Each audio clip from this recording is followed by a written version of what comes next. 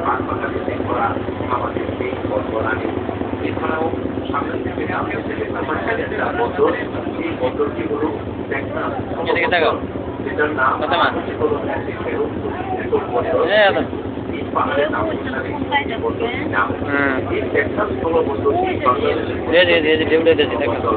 সেখানে দেখেছেন অনেকগুলো জাহাজ দেখতে পাচ্ছেন ছেড়ে যাও কোথায় গেল আমদানি রপ্তানি অর্থাৎ বাংলাদেশের মিয়ানমারের আমদানি রপ্তানি 90 করে স্থলবন্দর দিয়ে এটা বাংলাদেশের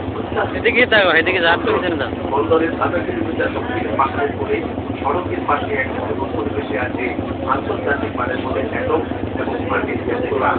এছাড়া আরো নদী থেকে যাচ্ছে সড়ক জনপদের একটা রেস্তোরাঁ। তার দক্ষিণে পাহাড়ের পাশে আছে বন বিভাগের নাটবান্ধব যেটার বয়স ৭৮ বছর।